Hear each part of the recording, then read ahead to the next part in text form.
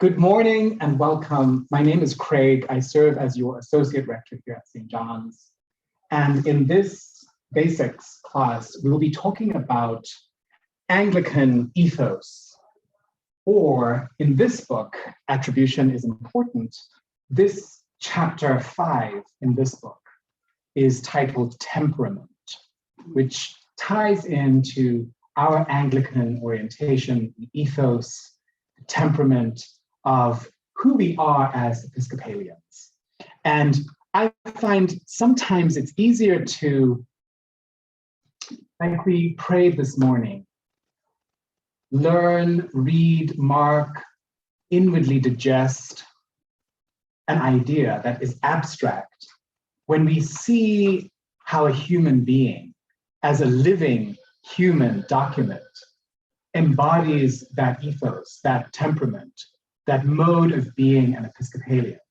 And that person is one of the reasons I became a priest. Pauli Murray, Saint Pauli Murray. Who's heard of Pauli Murray? Cameron? This is my favorite moment. Have you heard of Pauli Murray? Okay. This is my favorite. When people haven't heard about this, my favorite person in the communion of saints, Saint Pauli Murray is going to change all of our hearts and minds today and transform us into the mind of Christ. So we give praise and thanks for that. Now, I'm technologically challenged, and we're going to share my screen here, and we're going to pray that God and the saints and whoever the patron saint of technology is all, they're gonna help us today. We're gonna hide this floating panel. Okay, can everyone see that okay? This one? Yeah. Wonderful. Oh, that looks really good. Okay. Anglican ethos and Pauli Murray. So in this book, Anglican temperament or ethos is broken down into these categories: comprehensiveness, ambiguity, open-mindedness, intuition, aesthetics, moderation, history, and politics. All of these attributes are part and parcel of an episcopal temperament, an episcopal ethos, a mode of being. And I'm including Saint Pauli Murray again as a concrete living human document who proclaims this way of being and from whom we can learn about who we are as Episcopalians. All right, so here we go. We begin with this collect for the feast day of Richard Hooker. Now I know Richard Hooker's name must have been mentioned at some point in the basics course. Is that right? Mm-hmm. Please tell me, Richard Hooker. Okay, very good. We're on the right track. Is there somebody who would like to please pray the collect for the feast day of Richard Hooker out loud to ground us in prayer this morning? Please do. Right. O God of truth and peace, you raised up your servant Richard Hooker in a day of bitter controversy to defend with sound reasoning and great charity Catholic and Reformed religion. Grant that we may maintain that middle way, not as a compromise for the sake of peace, but as a comprehension for the sake of truth. Through Jesus Christ our Lord, who lives and reigns with you and the Holy Spirit, one God, forever and ever. Amen. Amen. I'd like you to pay a little attention to this language. Look at the ands. We are a both and people. We do not do binaries. We do not do either ors. We do both ands. Truth and peace. Sound reasoning and great charity. Catholic and Reformed. That middle way, not as a compromise for the sake of peace, but as a comprehension for the sake of truth, etc. But this Anglican way, this middle way, again, we don't do binaries. We don't do black and white. We don't do this and that. We do both and. And we hold those two in a dialectic tension, a dialogue. So that somewhere in that tension between two opposing ideas, the truth manifests. It's a slower process. It's incredibly difficult to hold two opposing ideas in the mind at the same time without losing your mind, to reference F. Scott Fitzgerald. But that's who we are. We're both and people. And that's embodied in Saint Pauli Murray, the Reverend Dr. Saint Pauli Murray, who was a poet, writer, activist, labor organizer, legal theorist, lawyer, professor, episcopal priest, episcopal saint, and intersectional icon. Intersectionality is something we'll talk about soon, but I'd like you to watch this trailer. Has anyone watched this? Well, no, because you hadn't heard about Pauli Murray, but Cameron, have you watched this yet? It's sublime. The same filmmakers who made the documentary RBG, Ruth Bader Ginsburg, made this film because when they were making RBG, they discovered Pauli Murray, who was a huge influence on RBG's life and legacy as a justice. That Pauli Murray had her, her story had to be told by the same filmmakers. So here we go. I hope this plays. Will it play? Please play. Okay, good. There are some people who now argue that you cannot teach American history without teaching about Pauli Murray. Pauli was a writer, a lawyer, a priest, a poet. Pauli was a feisty woman. My name is Pauli Murray. My whole history has been a struggle in a society dominated by the ideas that blacks were inferior to whites and women were inferior to men. Pauli was way ahead of the times. I chose for my senior paper, should Plessy versus Ferguson be overruled? My little argument went to the Supreme Court. Y'all see all of the different folks that are in this room? That is made possible by Pauli Murray. If you rip away everything, oppression is the business of not respecting one's personhood.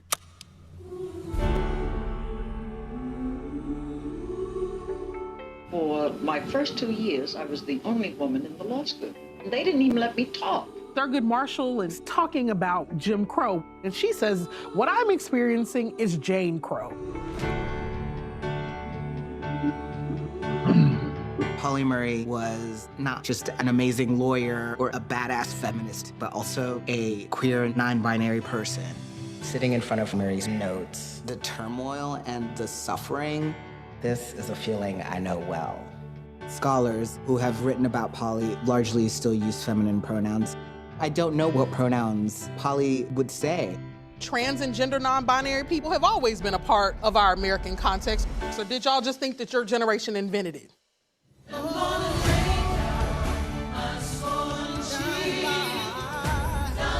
But if this country is to survive, we must live together in harmony. Pauli may not have realized they would be a beacon for so many folks. Pauli's time had not come. We have to work for a world in which it does come.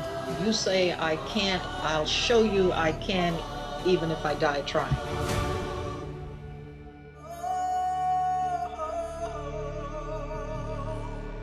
For those who have Amazon Prime, your homework assignment this evening is to watch this documentary. Please do.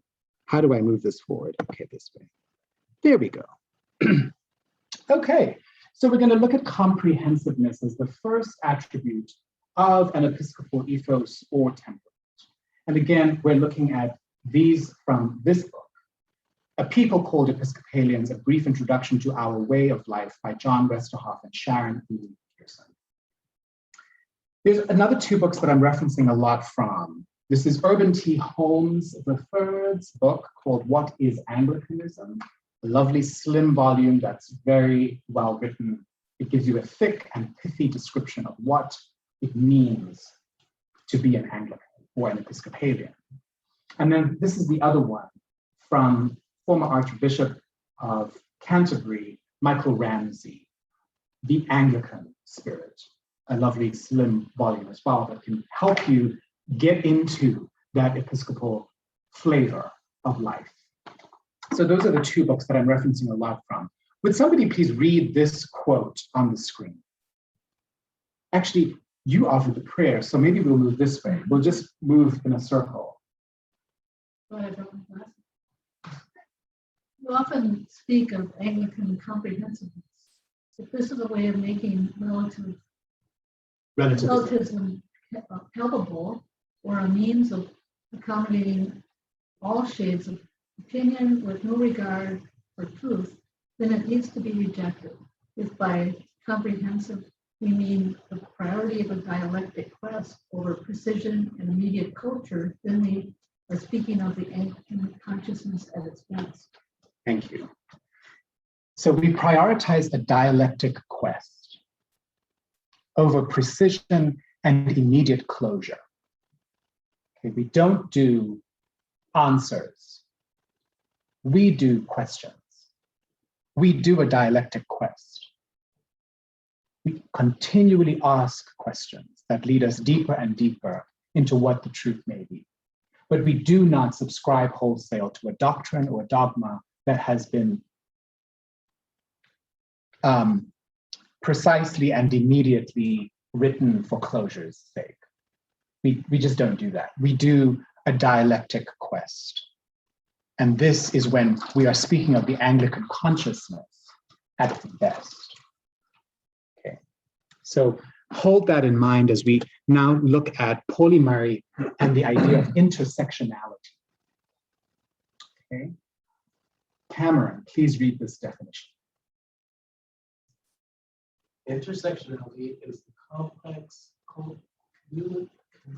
cumulative. Sorry, I need your glasses. Way in which the effects of multiple forms of discrimination, such as racism, sexism, heterosexism, and classism, combine, overlap, or intersect, especially in the experiences of marginalized individuals or groups. Kimberly Crenshaw introduced the theory of intersectionality in 1989. The idea that when it comes to thinking about how inequalities persist, categories like gender, race, and class are best understood as overlapping and mutually constitutive rather than isolated and distinct. Thank you. Who's heard of the term intersectionality? Great. I think in culture, more and more folks are thinking about this colonial power matrix, is the word that Walter Mignolo uses. He's a scholar who talks about how race and gender and sexuality and class and ability and nationality and age and education and all of these things intersect where there are haves and have-nots. That's how the power matrix works. If you are white, you have more power than if you are not white. If you are male, you have more power than if you are not male. If you are American, you have more power than somebody who is not American. If you are able-bodied and able-minded, you have more power than somebody who is differently abled. If you are in the prime of your age life, those who are considered too young or too old have less power than you do. We see how these things work. If somebody's educated in the Western academy, they have more power than somebody who's educated in a non-Western way of being and thinking. So this colonial power matrix and this term intersectionality is actually embodied, is actually personified in the person that is Pauli Murray. And here's how. This is a quote on comprehensiveness. Pauli Murray said, I hate to be fragmented into Negro at one time, woman at another, or worker at another. Pauli Murray grew up in poverty their whole life. It was only in their late 60s that Pauli Murray was granted a full professorship at Brandeis University, that Pauli Murray could actually start paying her bills on time in her late 60s. A person who held a doctorate from Yale, 2 master's degrees, and had led this country out of Plessy versus Ferguson into Brown and the Board of Education win, whose mind was the architecture behind Title VII of the 1963 Civil Rights Act. That's why Pauli Murray is named as a co-author with Ruth Bader Ginsburg on that document. Pauli did all of this, and still, because Pauli was Black, because at the time culture interpreted Pauli as a woman, because at the time Pauli was interpreted as, what would the word be? Somebody with gender trouble is how they classified a transgender person. Because Pauli was poor, Pauli had no power, and yet continued to embody this Anglican ethos, this Anglican temperament of not being fragmented, but being a fully comprehensive human person. Next quote. Charlie, please read this. Not to get closer. Come on, yeah, this is a bigger quote. It's lovely though. It's one of my favorite quotes in the whole world. Be patient toward all that is unsolved in your heart, and try to love the questions themselves like locked rooms and like books that are now written in a very foreign tongue. Do not now seek the answers, which cannot be given you because you would not be able to live them. And the point is to live everything. Live the questions now. Perhaps you will then gradually, without noticing it, live along some distant day into the answer. Thank you. This is Rainer Maria Rilke in his Letters to the Young Poet. I try and read this book every New Year's Day as a spiritual practice. It's a lovely read to start the new year. But this idea of living into the questions themselves, loving the questions themselves, like locked rooms and like books that are now written in a very foreign tongue. Pauli Murray, in Pauli's time, there were no categories in society that Pauli fit into. The thing about the colonizers' power matrix is that they try and cram you into these categories. They hammer and bludgeon and beat you into these categories that you actually are not created to be in at all. None of us are actually created to be crammed into these crazy categories. So the questions that Rilke is writing about is embodied in Murray. Murray had to ask these questions continually of who am I? How do I belong in a place that has no category for who I am? And that's deeply Anglican. We live with ambiguity. We do not do black and white. We do spectrums, we do kaleidoscopes, we do shades and colors that are dynamic and changeable every day, every hour sometimes, of questioning who it is that we are, who is God, who is it that God is calling us to be and to become. That's deeply Episcopalian, deeply Anglican in its ethos. And here's something that just is incredible. Today we have the word transgender.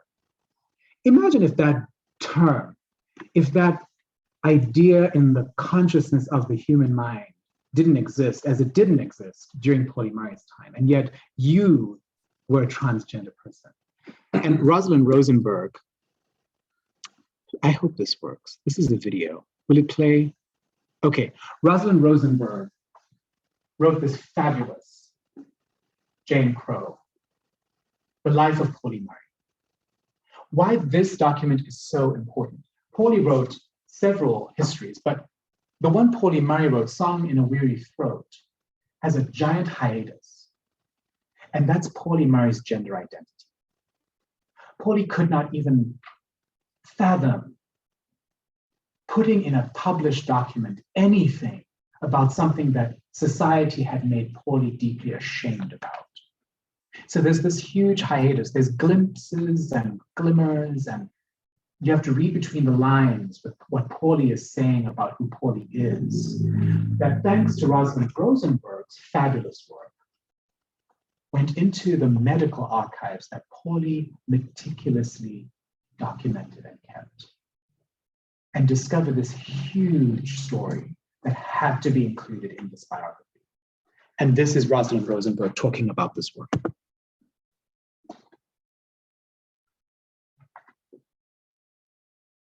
I discovered Pauli Murray in the 1970s, reading some of her essays in the collections of feminist writings that were being published in those years, and in getting to know Ruth Bader Ginsburg, who was the first female professor at Columbia Law School when I was a new assistant professor of history at Columbia.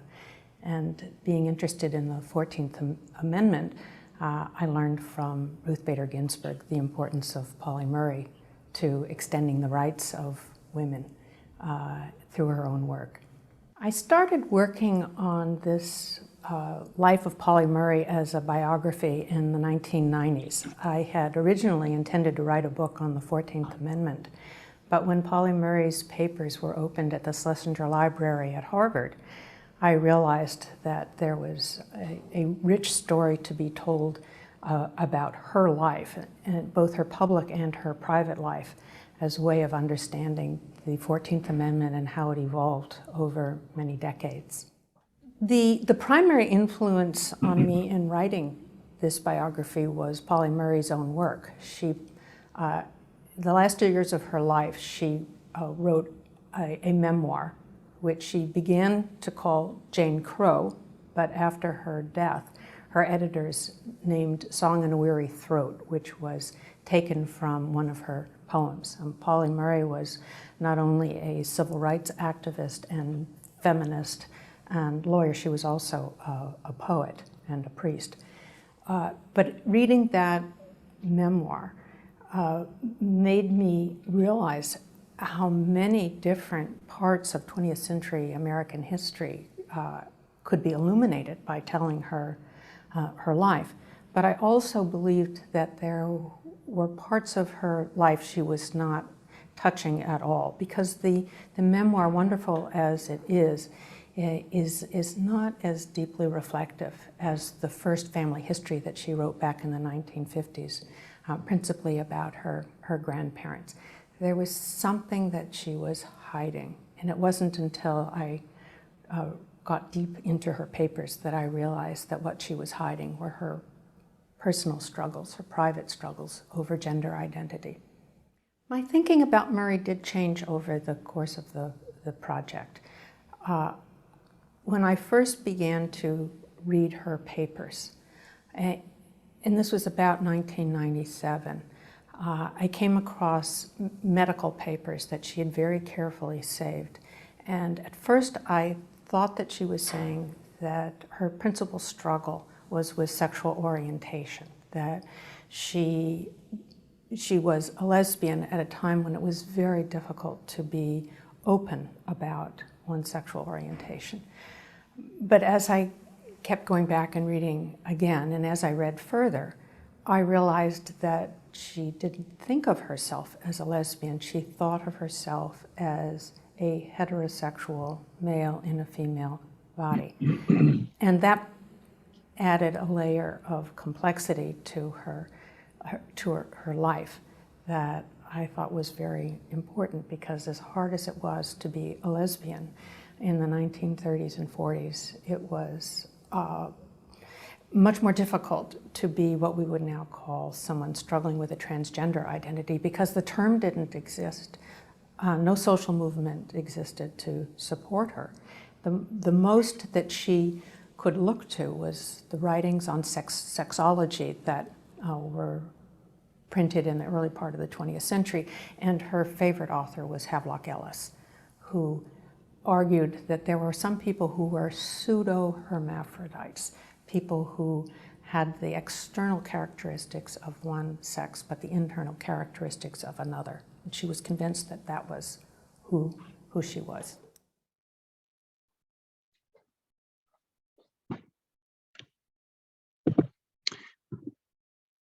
Moving into the next idea in Anglican consciousness, another quote from Urban Holmes.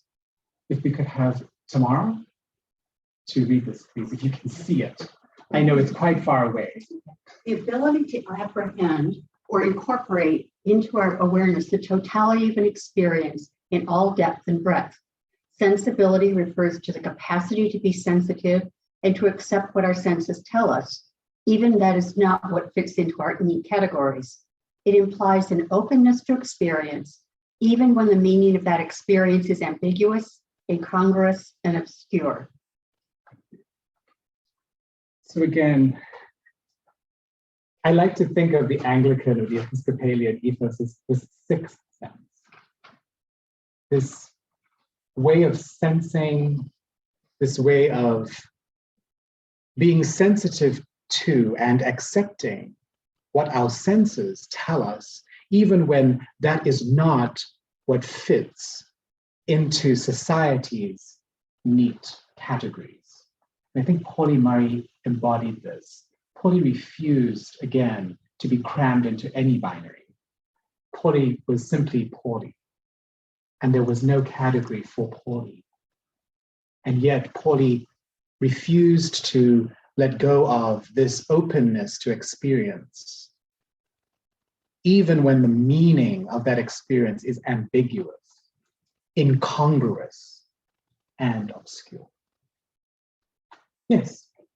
I want to push back a little bit because it seems to me there were categories that Pauli fit into, and that it's a big category of an abomination to God. And what's although the Anglican sensibility about intersectionality may have been present in those years, there was this whole social description, and still exists, of people who are not heterosexual, not white, not whatever, as being not only less than, but less than by their own volition, and therefore an abomination to God. That's the language that keeps showing up. I mean, I have to confess, one of my really bad traits is I follow Franklin Graham on Twitter, and I argue with his disciples, and it's all over. You know, people, God says this is wrong, you are an abomination, end of discussion. Which I like to say, if you're eating shrimp while you're writing this, you are also an abomination. But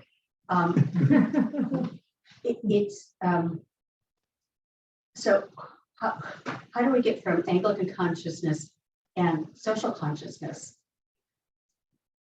Like the world we live in. Yeah. Be patient. Oh, okay.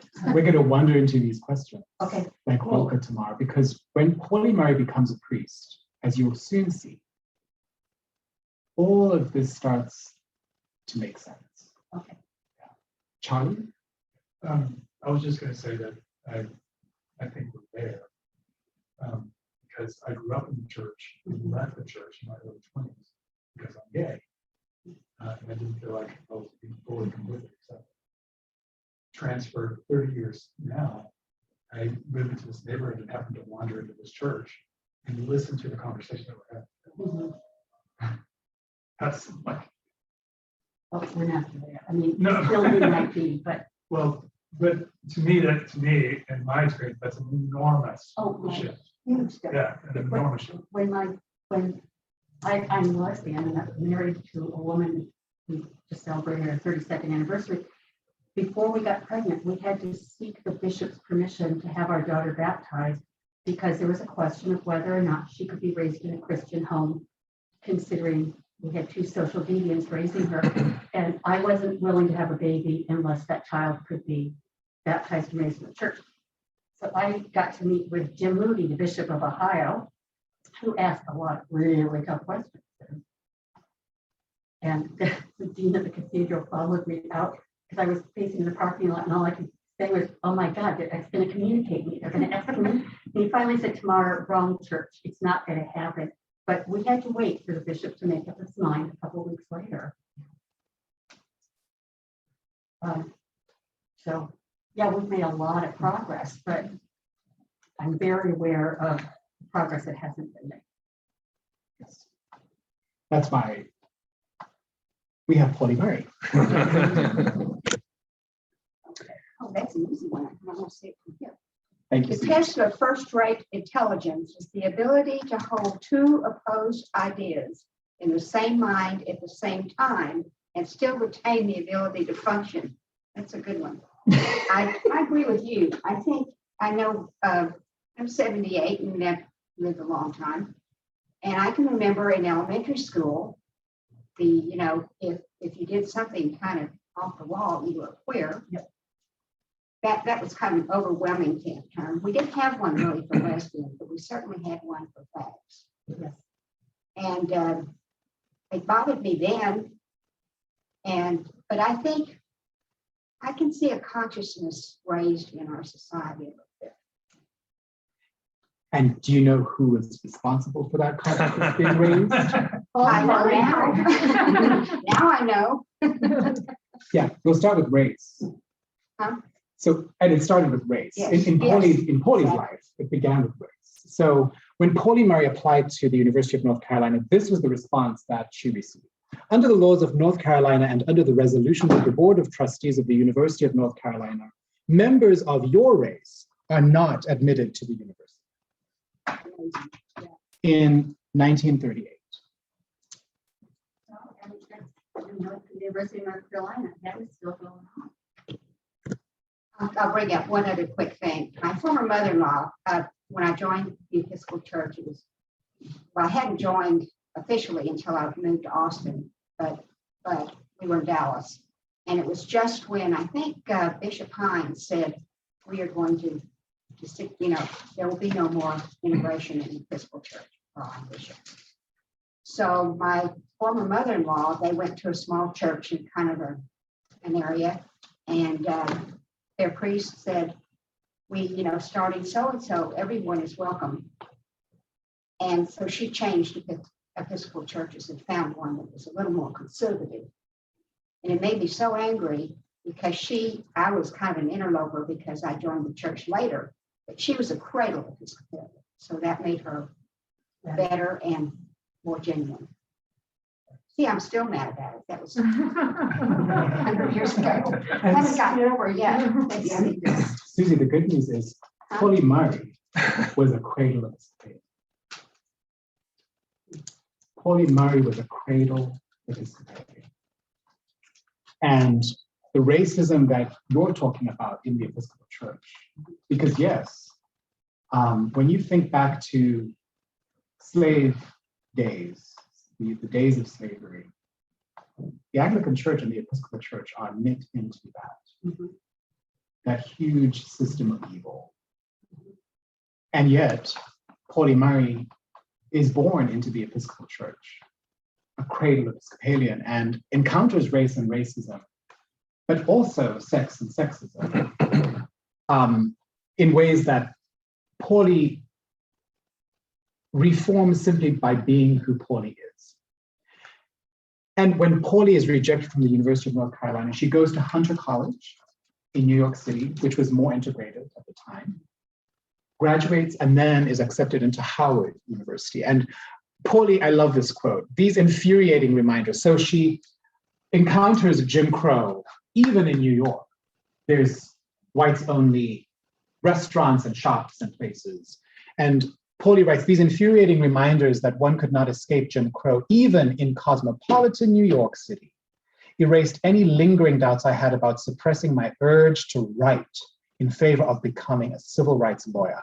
I went on to Washington, to Howard University, to enter law school with the single-minded intention of destroying Jim Crow. And Pauli Murray actually does that. Before we get to sex, so here's Pauli, the only woman in Pauli's class. Race was no longer an issue at Howard because they're all Black. Problem was, there were no women. So this idea of Jane Crow is what Pauli Murray develops. Because as a woman in an all Black institution, Pauli Murray was not allowed to speak in lectures or classes until her second year of law. Pauli Murray was the top of her class. And people would laugh in Paulie's face when Paulie, which became her final paper, argued that if you want to end Plessy versus Ferguson, it's not the equal part of separate but equal that we should be arguing. It's the separate part. Argue against apartheid, and the equality piece will take care of itself. They laughed in Paulie Murray's face.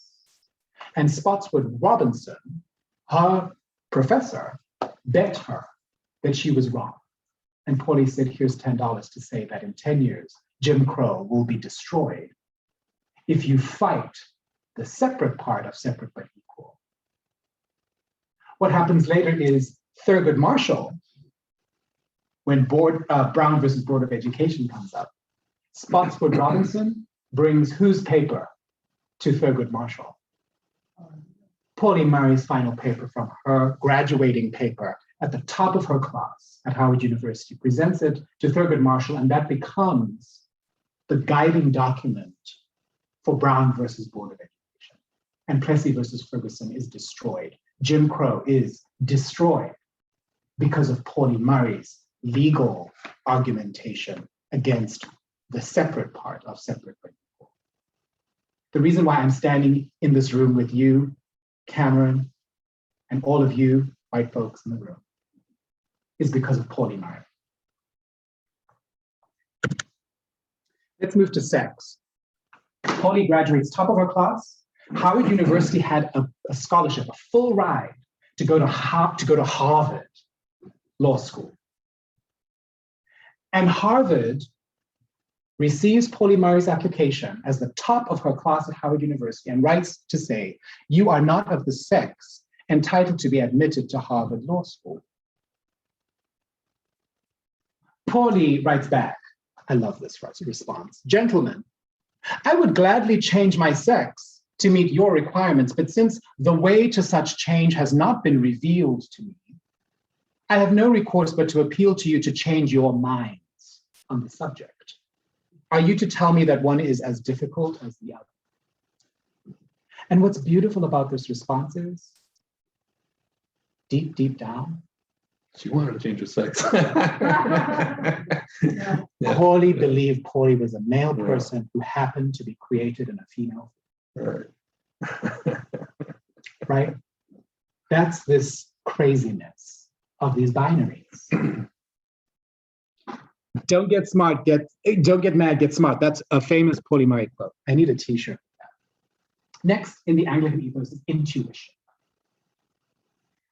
Albert Einstein, because we've made it around the circle, wrote, the intuitive mind is a sacred gift, and the rational mind is a faithful servant. We have created a society that honors the servant, as in rationality, and has forgotten the gift of intuition, of intuitively knowing something. And that is deeply Episcopalian, it's deeply Anglican, knowing what's in your gut, right? And how this plays out in Paulie's life, these are the two loves of Paulie's life. The woman on the left is Aunt Pauline, her namesake, the woman who raised Paulie Murray. Paulie Murray was orphaned at a very young age. Her mother died of a cerebral hemorrhage in front of her children and husband. And her father suffered a mental breakdown and ended up in the Negro Insane, Crownsville, Negro Insane Hospital, and was beaten to death. And Paulie was raised by Aunt Pauline.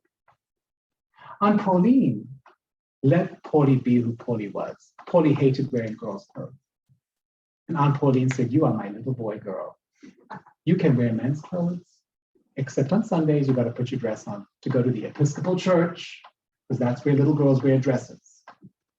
But every other day of the week, Paulie, you are my little boy girl. Pauline loved Paulie. And when Aunt Pauline dies, this is the most touching moment in this biography is when Aunt Pauline dies. They cannot get the priest to come. He's tied up doing, 14 other things. So what Paulie Murray does, she opens the prayer book and she goes to the ministration of the sick liturgy. And Paulie Murray prays the words as a lay person, which in the Episcopal Church at the time only the priest got to say those words. But Pauli said those words because intuitively, Pauli knew that her auntie who raised her in the Episcopal Church, this was the language that made sense for a woman like Aunt Pauline, who was raised in the Episcopal Church and was going to die, needed to hear these words from the Book of Common Prayer. Pauli prays the service, and something shifts in her. Vocation shifted in Pauli. At the same time, Irene Barlow, Pauli and Irene worked at the same law firm. At this point, Pauli graduates from Berkeley, who actually accepted women, got her law degree, is now working in New York City for a law firm where Irene Barlow is one of her colleagues. And they go to lunch one day and they're chatting, and out of one of their mouths trips, these beautiful sentences from the Book of Common Prayer. I don't remember what it was, but it was probably like, our self, our souls and bodies, or, these things that you just hear in the Eucharistic prayers or the prayers of the people. And they looked at each other and they said, wait, you're an Episcopalian? And Irene said, well, yes, I'm Episcopalian. And they would go every Wednesday to Mass at St. Bartholomew's Episcopal Church, every Wednesday at noon. And they fell in love. Irene Barlow was Pauli's love. They lived a very quiet life because you had to at that time. But Rini was the other deep love that intuitively, this idea of intuition, Pauli knew was right and good and true, even if society considered them an abomination or the church refused to bless their at the time. Okay.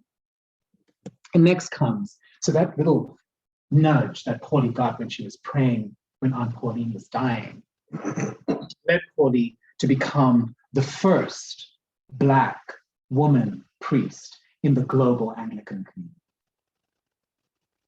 Pauli Murray became the first Black woman priest in the global Anglican communion.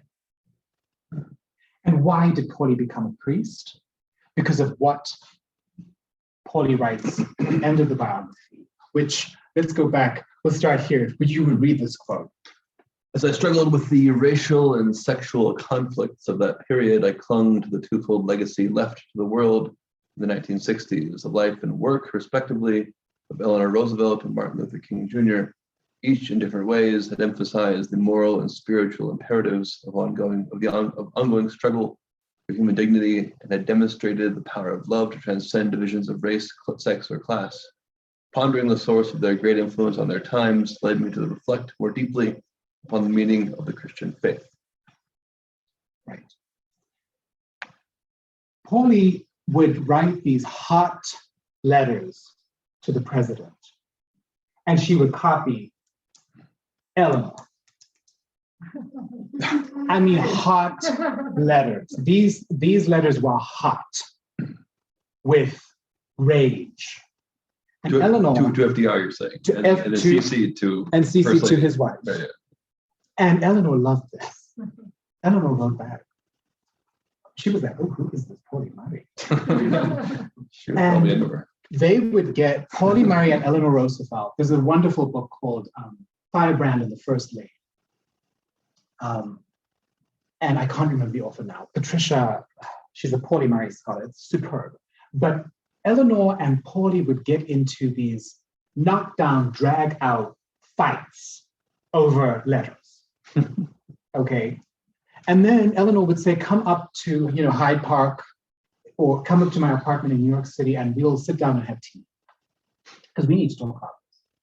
As Episcopalians, we never leave the table. We always stay at the table and we look for that comprehensiveness.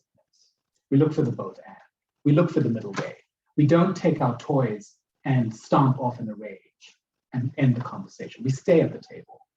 So Eleanor was a wonderful person who models, I think, for white folks, the sacred call to solidarity. That if you have access to power and privilege, you can actually stand shoulder to shoulder with somebody like Pauli Murray who had no access to no privileges. And you can be an advocate for someone like Pauli in your life, whoever that might be today. And after the priesthood, Pauly starts integrating all the aspects. Pauline Murray, first and foremost, was a poet. Pauly wrote poetry her whole life, published 2 volumes of poetry, which is gorgeous. It has something to do with aesthetics. Episcopalians and Anglicans, we all know the beauty of holiness, right? Is usually the reason why we turn up, right? A person should hear a little music, read a little poetry, and see a fine picture every day of their life in order that worldly cares may not obliterate the sense of the beautiful which God has implanted in the human soul. There's a lot of beauty in what it means to be Episcopalian. And here's a poem that Pauly wrote in her collection from Dark Testament. I'll just read the first few lines. Hope is a crushed stalk between clenched fingers. Hope is a bird's wing broken by a stone. Hope is a word in a tuneless ditty, a word whispered with the wind, a dream of 40 acres and a mule, a cabin of one's own and a moment to rest, a name and a place for one's children and children's children at last. Hope is a song in a weary throat. Title of her memoir. So poetry, music, these aesthetics are part of the Anglican consciousness. And according to Urban Holmes, the Anglican consciousness is intuitive, analogical, metaphorical, symbolic, and characteristic of poetry, art, and music. When Anglicanism is at its best, its liturgy, its poetry, its music, and its life can create a world of wonder in which it is easy to fall in love with God. And Pauly, as a priest, lived this. Moderation is something Pauly struggled with. Pauly was a workaholic and would work for days, drinking coffee and smoking cigarettes, just writing these hot letters to the president and books and doing all this research and fighting Jim Crow and fighting sexism and trying to get Ruth Bader Ginsburg on board with Title VII. I mean, all kinds of things. There was no moderation. But we do, as Episcopalians, believe in being temperate. Okay? Temperate by performing temperate actions. Brave by performing brave actions, in the words of Aristotle. I'm running out of time, so I'm going to move forward here. Next, in part of Anglican consciousness is nature. Give us all a reverence for the earth as your own creation, that we may use its resources rightly in the service of others and to your honor and glory. Pauly didn't get there. But I believe if Pauly had lived just 10 more years, Pauly would have seen this relationship between the colonizers' power matrix of extracting and exploiting planet Earth, which currently is now literally burning, related to this colonial idea of become as wealthy as possible at the expense of everyone who is not white. Okay, which began in 1492, when they, quote unquote, discovered indigenous peoples and enslaved African peoples for the sole purpose of extracting and exploiting gold and jewels and enslaving African folks to grow cotton and tobacco and sugarcane so that the colonizers' kingdoms and empires would become ubiquitously rich, while the rest of the planet was completely devastated and destroyed. Pauly would have gotten it. But Pauly had so many other things to be doing. History. The most effective way to destroy people is to deny and obliterate their own understanding of their history. The good thing about Pauly is, Pauly knew the power of what George Orwell wrote, because Pauly wrote her own histories in her own language, because she knew people would not get her story right. It would be twisted by some colonial nonsense. Pauly wanted to write her own history in her own language for perpetuity, so that people would not get it wrong, would not make her into some token, some fetish, someone to forget. Pauly put down in her own history, in her own language, the living human documents of her family and all of the work that she did for us to all be who we are today.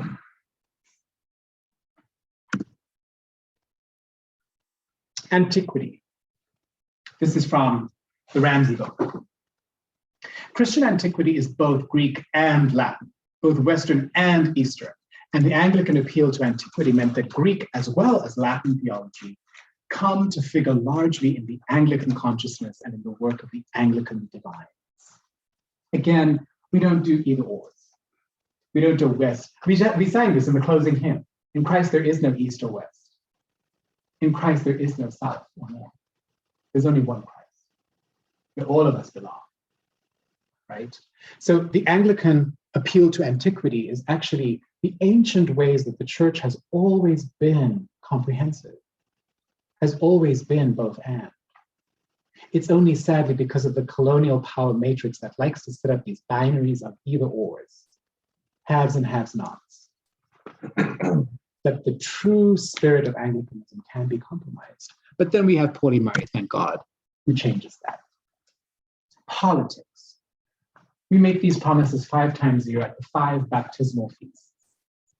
Okay, we make our baptismal promise to seek and serve Christ in all persons, loving your neighbor as yourself, and we promise that we will strive for justice and peace among all people and respect the dignity of every human being. This is Prayer Book 1979.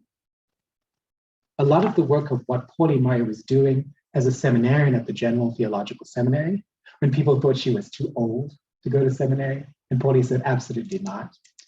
I'm here not only to go to General Theological Seminary when women could not be priests at the time, but I will also graduate the top of my class. I'm going to leave you with this. This is at the end of Rosalind Rosenberg's Jane Crow.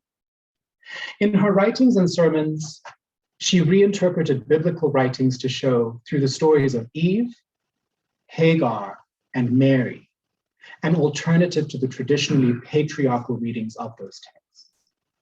In the process, she laid the foundation of what became known as Womanist Theology, a theology attentive not only to the struggles of women of color, but also to the poorest among them.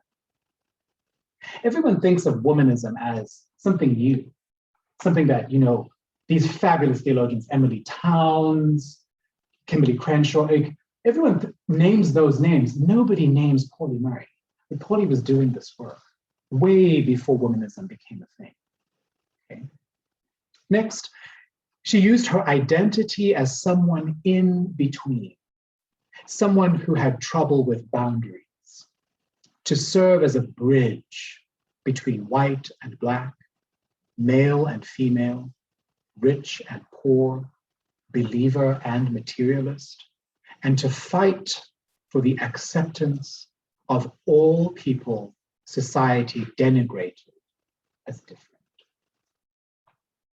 This is the Anglican way of living into our baptismal covenant. We make these promises for this reason. And that's it. Am I on time? What time do we end? We end at 1 o'clock? Wow. Wow. There's nothing more I enjoy than talking. So let me stop my share. But that's my presentation. And now we can have a conversation. Did I do that? Oh no, we have to see. Now, how do I get rid of that so that we can see Jamie on the screen? Do this. There. See, I did it. Yeah. Okay, great. Susie, thank you. Sure. Have a good day, a good week. All right, so. Sit, Craig. Yes. Sit down. Yes. Well, I have a question. I'm sort of curious a little bit. I mean, I haven't read, I've heard of Pauli Murray, but I've not read her work. When one thinks about sort of this idea of liminality, right, this notion of sort of like an ambiguous gray area, gray space, when we think about her, this notion of sort of like wanting to be a man or be a woman, I mean, if you think about her thinking about this, is she someone who has a desire for clarity or desire for category, or is she someone who revels in this liminality, right? This notion of being multiracial, the idea of being sort of like a sort of sexually ambiguous. So I'm curious what your thoughts are about that. This is something that comes up a lot now in terms of sort of like gender ideology and whatnot too. It's like the notion of like, are we talking about liminality?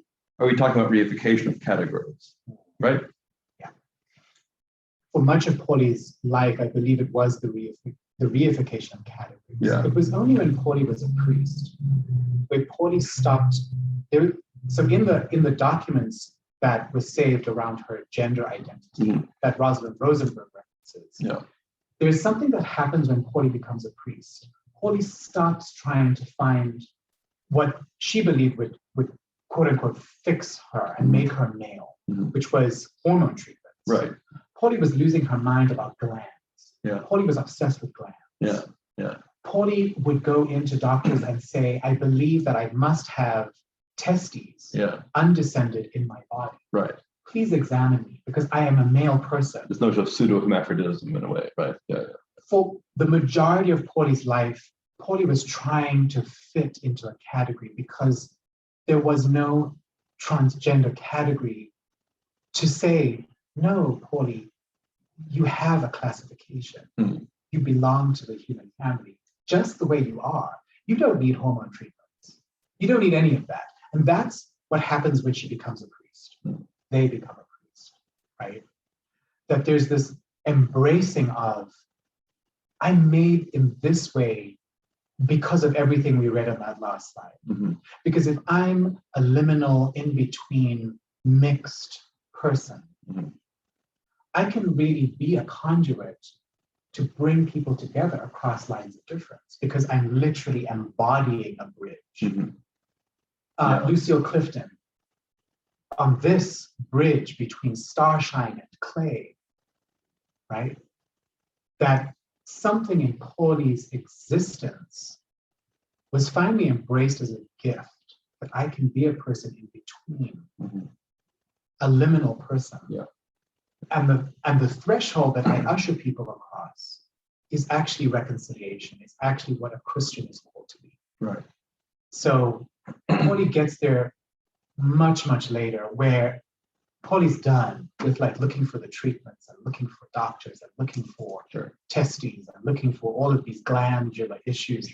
She's done. She's just like, no, I am who I am right now. I'm a priest, I'm male, but I'm a woman, but I'm a poet. So the language of my living human document is poetry too.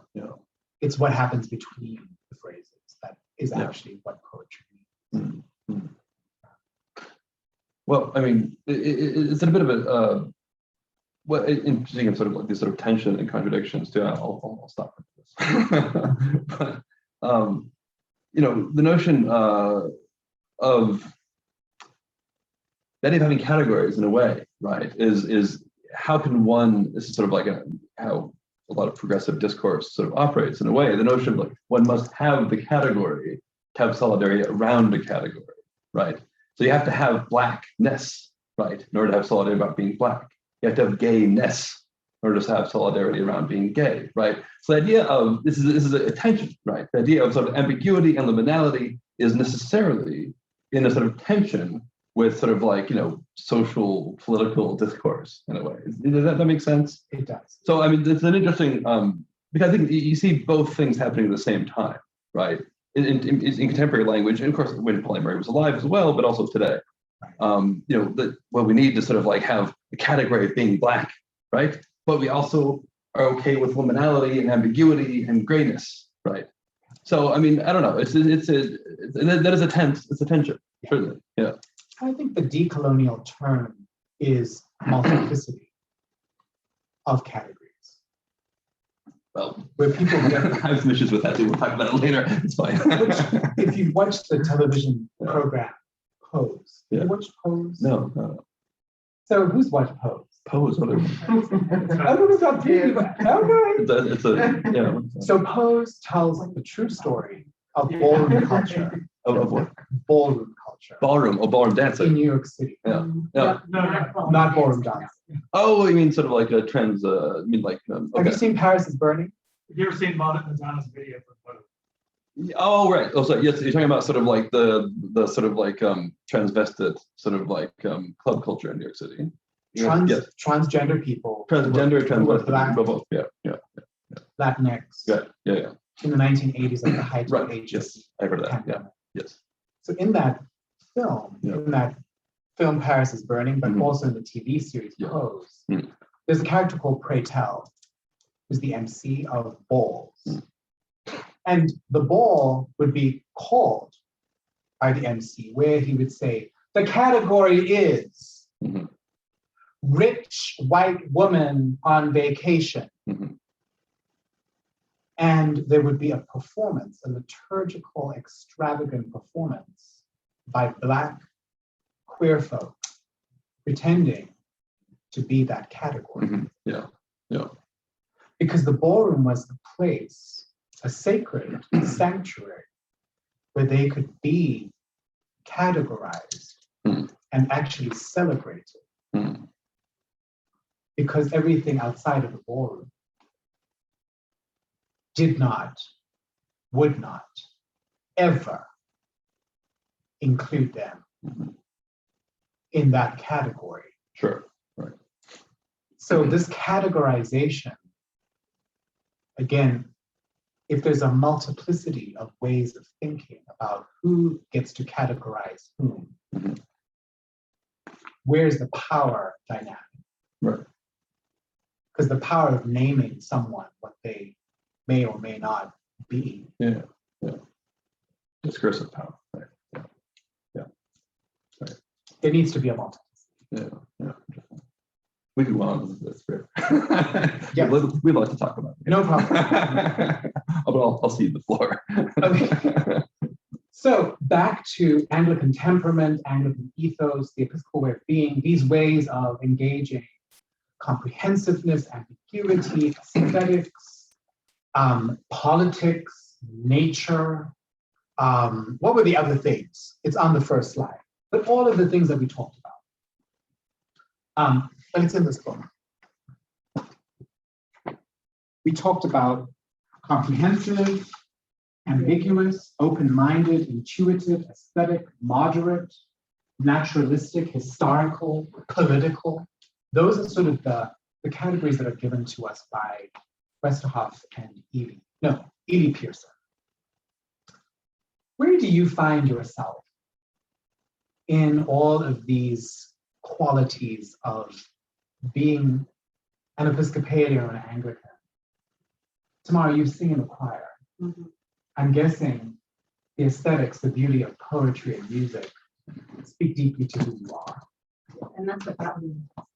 I was raised Presbyterian, and my first Sunday as a college student, 700 miles away from home, and already being homesick, and going to the local Presbyterian church and having a preacher who preached fire and brimstone. I just about everything. And that first sermon, I left church sobbing, and it was my roommate, a really atheist roommate. She said she had heard the music was pretty good over at Grace Church. Why didn't I try that? And that's where I went the next Sunday, and I got sucked in, not only by the music, but the liturgy. I had never heard liturgy before. And it was still, I'm this old, it was still the 1928 prayer book, which is beautiful poetry. And Pauline Murray's prayer book. I just sort of never left. Aesthetics were also my way in. I imagine you went to Lincoln Conservatory. Yeah, but as a child, my mother is Anglican and my father is Roman Catholic. So what we did was, 8 o'clock we'd go as a family to the Anglican service, and I'd sing in my mom's choir. And then at 10 o'clock as a family, we'd go to the Roman Catholic Mass with my father, and I'd sing in the Catholic choir. Singing was really my salvation. I was not good at anything else. And I would spend Saturdays and Sundays singing weddings and funerals all my life. And it was something about the music that preached truth to me that oftentimes you never heard before. So aesthetics are so important in the Anglican orientation to following Jesus, to intuiting the divine, it speaks through those ineffable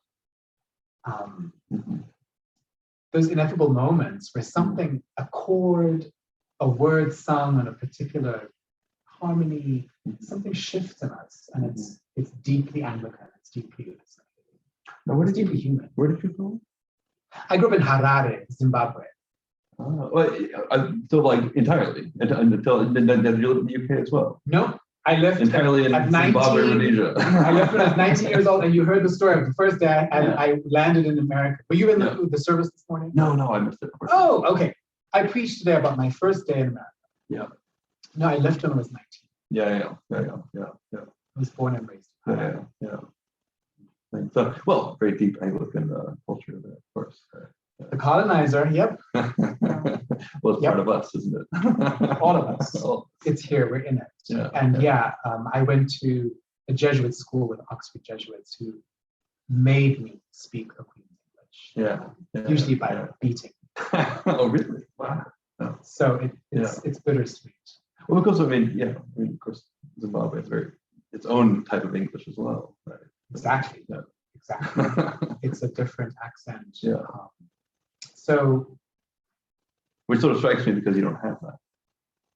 I've been in the United States since 2001. Sure, so it's been a while. I'm on the cusp here. It's sort of like a mixture of like RP American English and sort of like Southern African English at the same time. Naturally, that's how it works, right? I mean, sort of the language moves like that, right? Yep. I listen to myself sometimes. Is that how it sounds? That's a mess. Yeah. Massachusetts, Indiana, right. Minnesota. Well, that too, right? That too. Yeah. We're changed by sort of our environment. Yeah, the exploding of Massachusetts. Well, I mean, I lived abroad quite a lot as well, and sort of like in a way, it's part of, well, Jamie and I both did, and sort of the way you speak, because a lot of our friends, we were living in Korea for a while. We're from all over, right? We have friends from Ireland, friends from Scotland, and so you almost develop this sort of like this hybridized, compromised English. Right. Right? It's like, it's different, right? And sort of like in a way that we all adjust to make ourselves comprehensible. Yes. Anyway, yes. But it's an interesting thing. Yeah. But it was the choir that I grew up in, and then through that singing, studied Western classical music through the Royal College of Music. They would send examiners down to Harare, and I would audition and sing, and make my way through their curriculum, which you heard about in the certificates that I earned. Yeah. But anyway, going back to aesthetics, who can talk a little bit about ambiguity or comprehensiveness or intuition? Cameron. I mean, all of it, really. I think of the book. Great. All the words properly, but for me, it's interesting because, I'm a convert, right? and I found my way into the Episcopal Church, which, I always thanks be to God, because it's literally the first church I walked into after, having my own personal revelations that were explicitly Christian, and I'm like, okay, so then we're doing this, right? And I get in the church, and there are so many things that I said, oh, this is it, and having words for them, literally laid out here, it's kind of like, oh, this has been my whole life. Like I always, in terms of being comprehensive or ambiguous or open-minded, which are all, can all be tied together. I've always told people my life has been a series of extreme opposites, and I've had to learn to find my way in the middle. My parents got divorced, and they're just on opposite sides of things. My mom grew up in the ghetto in Cleveland, and my dad grew up on a plot of dirt in Oklahoma somewhere, right? But has made his way up to be a very successful surgeon who has his own practice, and his whole family's like that. They all just from nothing, just my uncle is the CEO of Pepsi, so they just move their way up. Right? I do. Is that Oklahoma was dirt? never allowed in his house in his presence. So I'm not even joking. But I knew you weren't. Yeah. Yeah. But yeah, so I've had to kind of like, you have one experience. I go to my dad's house, it's one thing. I go to my mom's house and it's the complete opposite. And I have to like reconcile having both of those experiences. Or I spent some of my childhood in Oklahoma, and I remember just the overt racism that you experienced there. I had white people telling me what I was. My grandmother was Cherokee, and I wasn't allowed to have Native American because I was just Black, right? And then when my parents get divorced, I moved to Cleveland, and I get to Cleveland, which is predominantly Black. I go to school there, and they look at me and they say, "What are you? Because you're not Black." Wow. And so I have to live my life in these liminal spaces of trying to figure out where I belong. Well, the Cherokee Nation supported the Confederacy in the Civil War. What was that? The Cherokee Nation supported the Confederacy in the Civil War. The Cherokee Nation held slaves in quite large numbers. Yeah, it's so multifaceted. Yeah. Right? And so a lot of these qualities I feel like I've experienced, not even by choice. It's just kind of been the way it was. And intuition just comes natural to me. But that's, I mean, I it's no secret that if it's proper to self-identify as a mystic, like, that's my thing. Yeah. So, it's kind of just what I fell into. But yeah, probably what took me into the church proper would be aesthetics, what you experience, how it looks. And speaking of the choir, I was going to say my favorite song is the Let All Mortal Flesh Be Silent by Barstow, his version. Yes. That one, like, I listened to that, and when they get to the Hallelujah, like, just tears every time. Put your request in to Richard Gray and the choir, and tomorrow. Is it tomorrow or tomorrow? No, tomorrow. Tomorrow. Bring that. Barstow's Let All Mortal Flesh Be Silent. Yes, I get chills. Can we put that into Richard? B-A-I-R-S-T-O, isn't it? B-A-I-R-S-T-O. W. Yeah. W-E? No, B-A-I-R-S-T-O-W. Yeah. Barstow. Yeah. Okay, I will. Yeah, it's just like, I experienced that at St. Mark's the first Christmas I was there during an Advent, and I just, too much. Reduced to tears. Yep. Yeah, incredible. So, and for me, it's very much like that. Going to church is not just like the beauty that you experience, but when I hear the choir, to me, the angels are present in the room. So there's so many elements that, and like I said, all of these things, I wasn't looking for them or planning to have them. Right. They were just synonymous with my experience of life. I think what you just reminded me of is Cameron and I are both graduates of United Theological Seminary, and one of the professors, Professor Bednarowski, who retired a while ago, but Professor Bednarowski talked about lump in the throat theology, where there's this moment where the intellect and the intuition of the heart, they intersect in a moment where you get a lump in your throat and you can't help but cry because you're experiencing something so divine and so real and so true and good and beautiful that you're experiencing in your body this intersection of rationality and an intuitive knowing in your heart of something to be good and true and beautiful. And it happens in the throat. It's sort of, you're overcome and you can't help but cry. Or, as we read in the epistles of Paul, that sigh, those groans too deep for words. You sometimes just have to groan or sigh.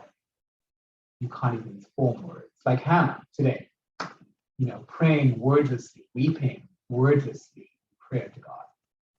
And this happens in that lump in the throat, Professor Benarowski's idea. So thank you for reminding me of that. Yeah. Others, Charlie. I had an experience of that in church. It was a couple of weeks after you and I first spoke. And it was during confession. It can't have happened when you said the words by what we left. Here it comes.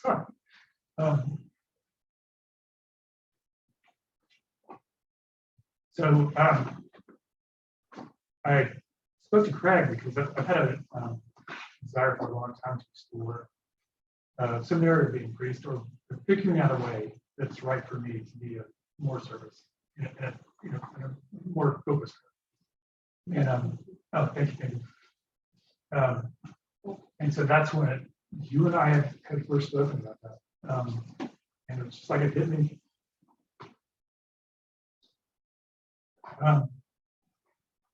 Wow. That's okay. Like you, I started life in the Presbyterian church.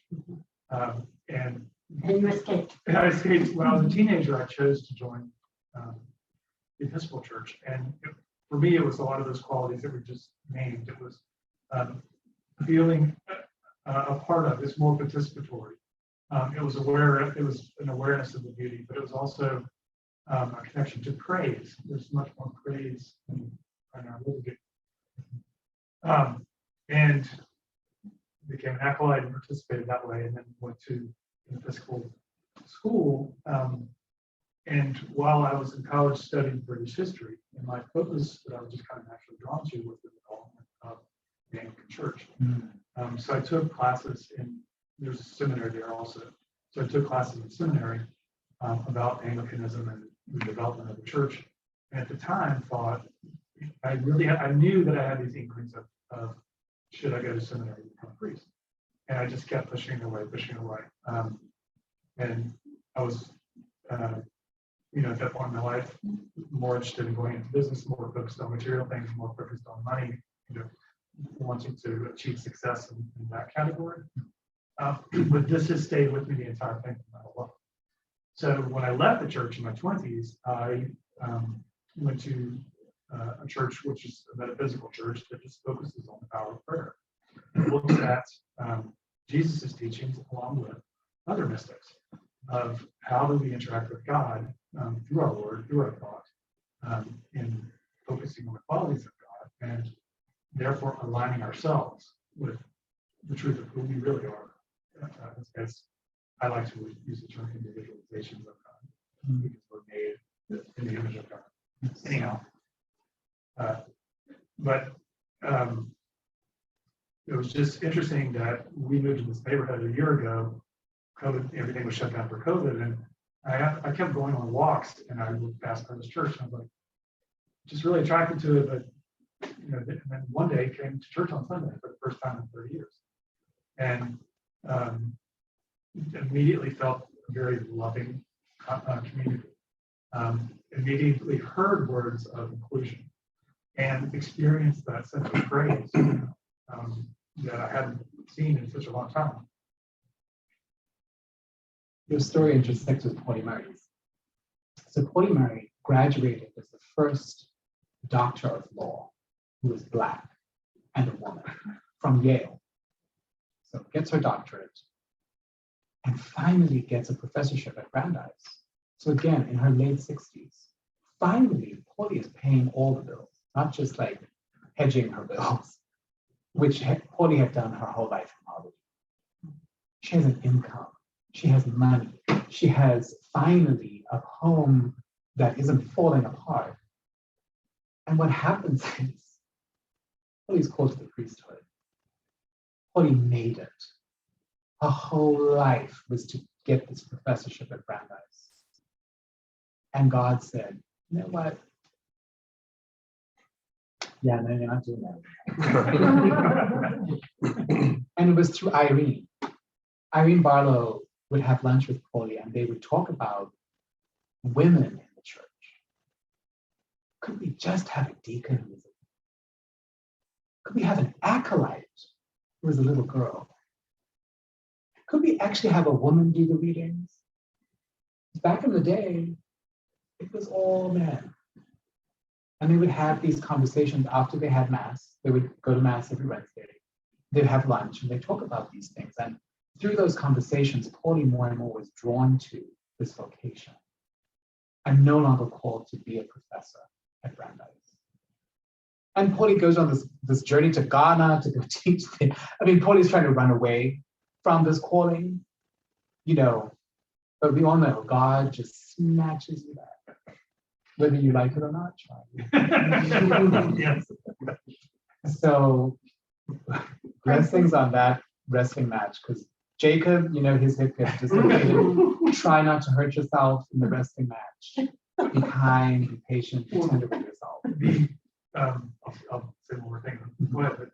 But, one of Craig's suggestions was to start writing a spiritual biography.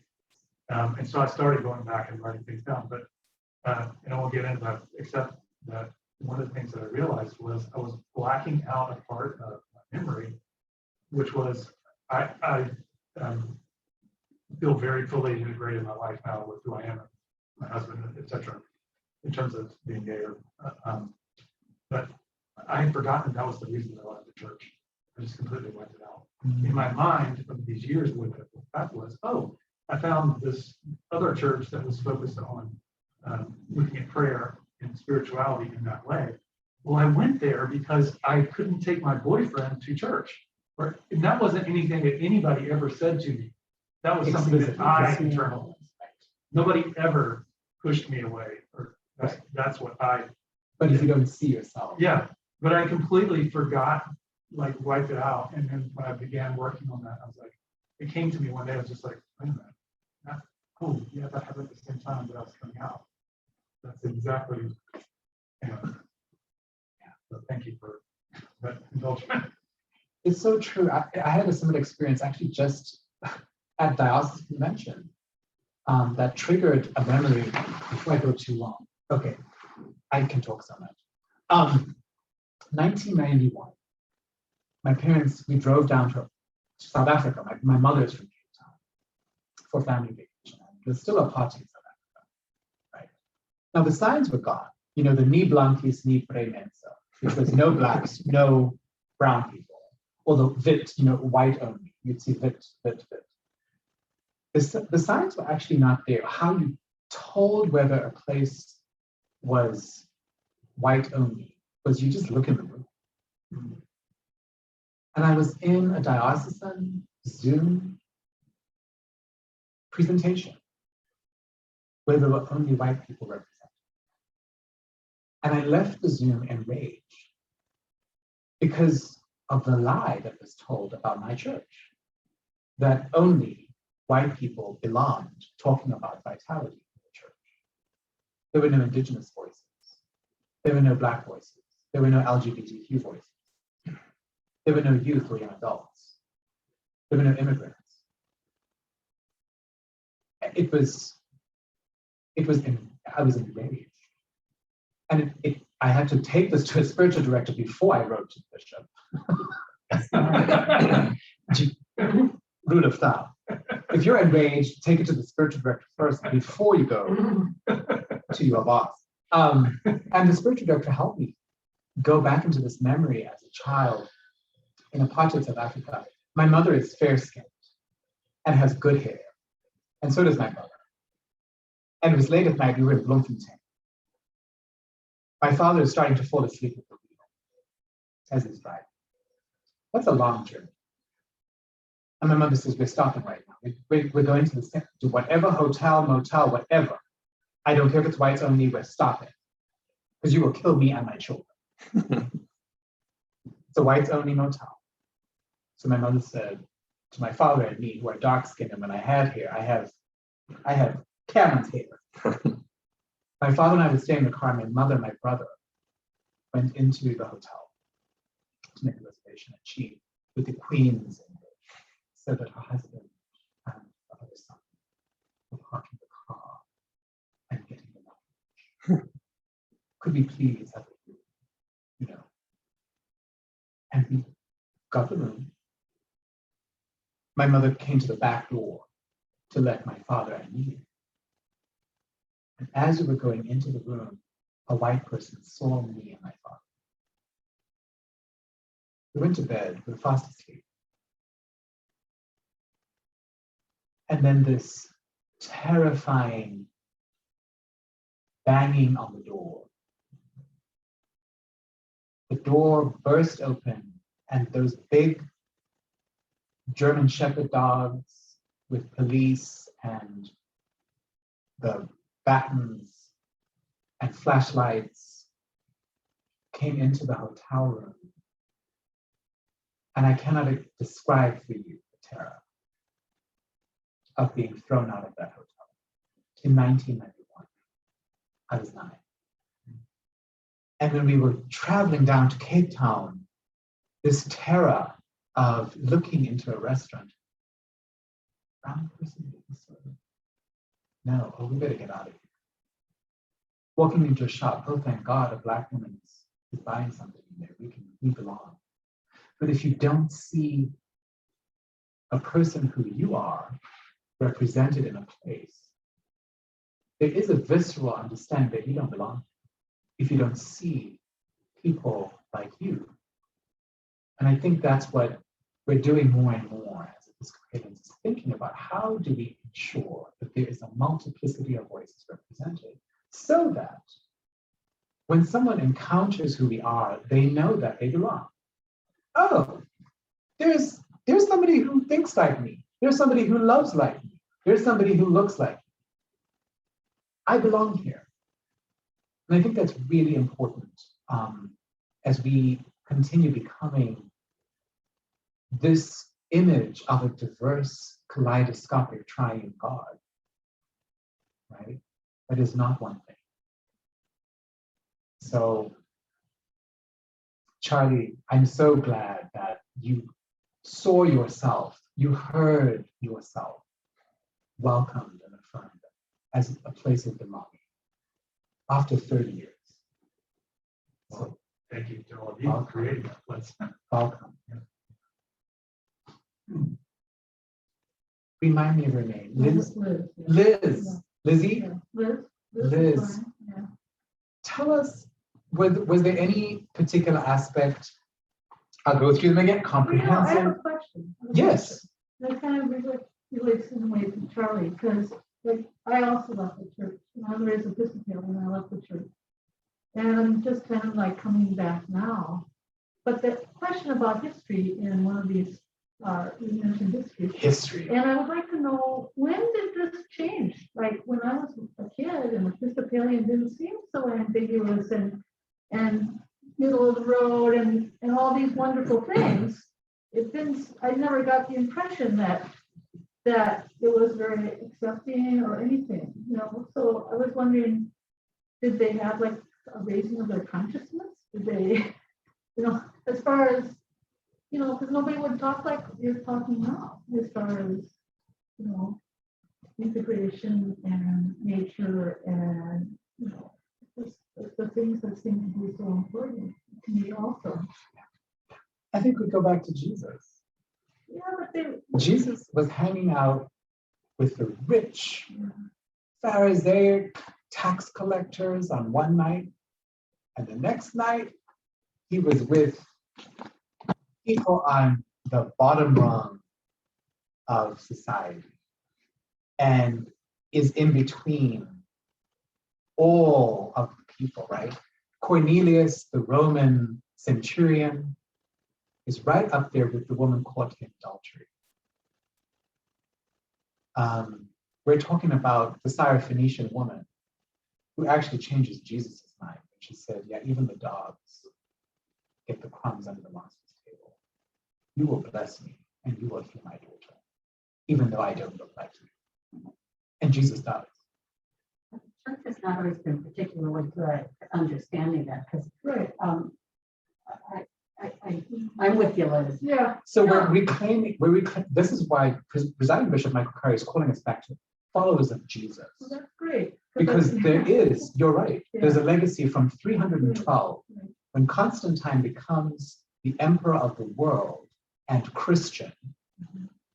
Christendom makes Christianity an imperial, militaristic force of colonial power to dominate, enslave, and exterminate anyone who is not Western European, Anglo-North Atlantic, and Christian. So you've got that for literally, what is that? 312, 2021 minus 312. We're talking 1700 years of the colonial power matrix defining Christendom, which is not Christianity, which is not Jesus, the Son of God, Jesus, the Word of God made flesh, who is love, saying, you will love your neighbor as you love yourself. You won't enslave them. You won't exterminate them. You love them as if they were yourself. So we're reclaiming a pre-Constantinian orientation to who it is that Jesus has called us to be. We are rejecting 1,709 years of Constantinian colonial apartheid Christendom, imperialistic nonsense. We're going back to 2 or 3 gathered to love and care for each other and people that we call to serve and make. What precipitated that relooking? Because in my lifetime, things have changed. And, you know, and I'm glad, you know, I'm speaking of seeing people, like for instance, I have been watching on Zoom a little bit, or, you know, your worship service, you know, and like there was one kind before the service began, they kind of showed the audience, and there were like Black couples there, and there was obviously gay male couples because they were sitting close together, and then there'd be 6 feet, or, you know, anyway, I just thought, wow, I mean, to me, if any kind of gay or lesbian couple could just even see the congregation, just a picture of the congregation without any words. All you have to do, it's like you looking in the window and, oh, there's a Black woman buying something there. I belong here. Yeah. So when you see that, just that picture of people sitting together, it's like, wow, things have changed. And it's because the prayer book 1979, we didn't have that baptismal covenant. Seek and serve Christ in all people, respecting the dignity of every human being. Seek and serve Christ in, you know, peace, justice, and peace for all people. That language in the Book of Common Prayer, 1979,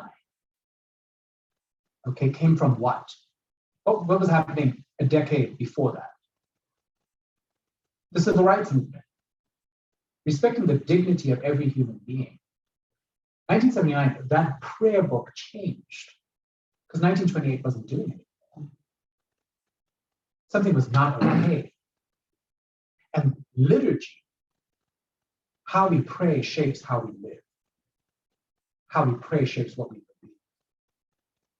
Right? So if we're saying in our baptismal covenant, which is basically what we're signing up for as Episcopalians, we're saying we're going to respect the dignity of every human being, to seek and serve Christ in all people, that actually shapes an entire generation that has changed. It takes decades, it takes centuries. Paulie Murray was at the end of their life when that language was written into the prayer book. And Paulie is integral to the civil rights movement. Again, when you watch My Name is Paulie Murray tonight on Amazon Prime, that chapter with Ruth Bader Ginsburg, when Ruth Bader Ginsburg, I absolutely had to include Paulie Murray's name on my brief for Title VII of the Civil Rights Act. Because it was Paulie's work that included the word sex in Title VII, which now this new transgender people will not be discriminated against. It's Paulie Murray. That word sex may never have been included if it wasn't Pauline Murray saying to Ruth, girl, you need to put the word sex up in here. Was Polly, you said she was the first Black female priest. Was she in that they called the Philadelphia 11 or the Philadelphia Phillies, or was she regularly ordained? Just regularly ordained at National Cathedral, okay. January 1977. Okay. The Philadelphia 11, that was, now that is a fabulous subversive way of just saying, yes, you know what, system, you're about 25 years behind where we are. We're just going to go ahead and ordain these people because we've got 3 bishops up in here, and these women deserve to be ordained. And they just did it. Then that's what shifted General Convention, Minneapolis, 1977, women will be ordained. Then Pauline Murray is ordained. Yeah.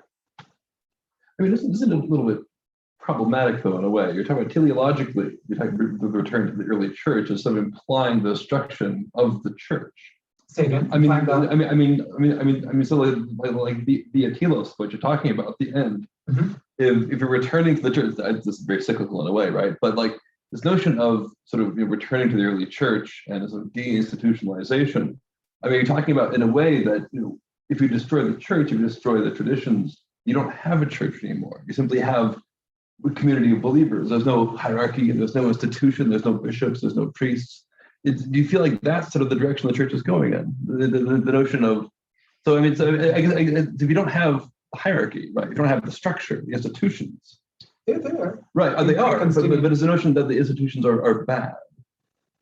That they're eventually to be done away with, or they're just happening that. I mean, I guess, I don't know, I got that sort of sense. And this notion of like returning to the early church doesn't have that, right? I mean, it's not a repristination. I'm not saying that the early church is perfect. Sure, no, I was just saying that, yeah. I'm saying that this appeal to antiquity that Ramsey is talking about is saying, we have to retrieve. It's a hermeneutic of retrieval. Yeah, well, sure. That's a very complex concept. Yeah. Yeah, it's David Tracy's work from the University of Chicago, saying that, well, there were bishops and deacons and priests, and some of them were actually women. Yeah, yeah. In a pre-Constantinian Christianity.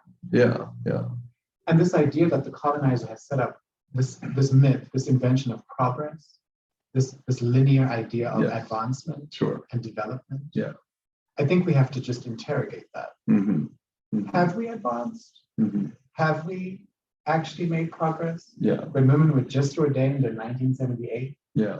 Yeah. And have been half of the human race since Adam and Eve. Yeah. Yeah. Have we been making progress? Oh, sure, that's very problematic. Black folk are still murdered at 38 in Chicago in broad daylight for the whole world. Mm-hmm. Have we? Mm-hmm. And I think it's not a binary. It's not, the institution is bad and, pre-Constantinian Christianity is good. We're getting away from those binaries. Mm-hmm. Mm-hmm. We're just saying, how has the institution helped or hindered the 2 great commandments Christ has given us? Mm-hmm. Are we loving God and are we loving our neighbor as ourselves? Mm-hmm. Who's not being loved? Mm-hmm. Who's being exterminated? Let's stop exterminating those. Let's choose life. We have a question about abortion there too, actually. All of these questions, right? Yeah. They're nuanced, they're complicated, and there's no either or. Right. Human beings created these institutions and systems, and we are all incredibly nuanced and complicated. Mm-hmm. We have to kind of just reverently go in with wonder and care instead of a machete cutting things into this and that, good and bad. Mm-hmm. It's all very much more a kaleidoscope. Of course. Yeah.